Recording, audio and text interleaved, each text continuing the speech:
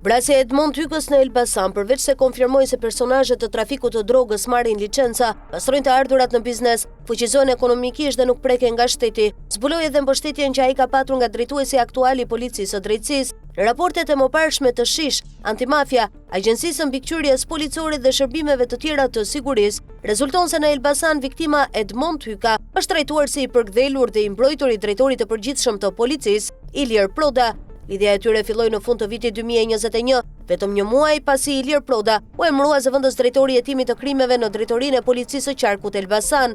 Ajo u kthye në miqësi interesash reciproke pas marsit 2023, kur Ilir Proda u emërua drejtori i policisë së qarkut Elbasan. Miqësia ra në sy të agjentëve të SHISH, zyrtarëve të policisë dhe qytetarëve të Elbasanit, të cilët raportuan me materiale të mbyllura tek ministrat e brendshëm, tek drejtoria e përgjithshme e policisë në kohën e Muhamet Rumbullakut dhe te kryeministri Edi Rama. Viktimën Edmond Hyka, të përfshirë në trafik droge, pastrim parash dhe vepra të tjera penale, me kryepolicin Ilir Proda, e lidhi Uljan Shpataraku, shefi antitrafiqeve dhe antinarkotikëve në Elbasan, i pezulluar nga detyra dhe nënhetim për lirimin e një trafikanti. Komisari Uljan Shpataraku e kishte Hykën subjekt gjurmimi për trafik dhe shpërndarje droge, ndërsa Ilir Proda e kishte subjekt hetimi për pastrim parash në Elbasan. Pavarësisht këtyre dy roleve, ata krijuan lidhje punësh të pista me të.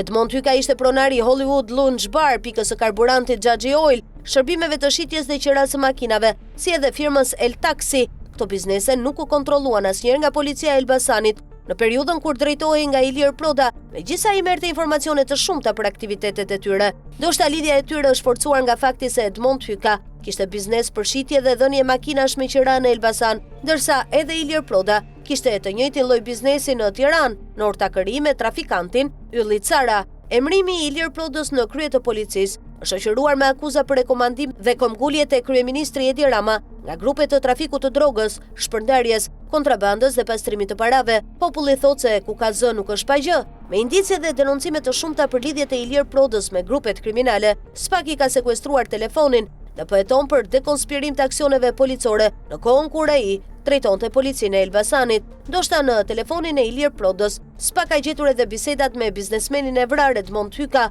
Prokurorët kanë gjetur më herët bisedat të tij me trafikant, vrasës, kontrabandist dhe biznesmen problematik, kur Proda ka qenë me detyrë në komisariatet e Tiranës, Lezhës, Bulqizës, Korçës, si shef i seksionit antitrafiqeve në drejtorinë e përgjithshme dhe në Elbasan.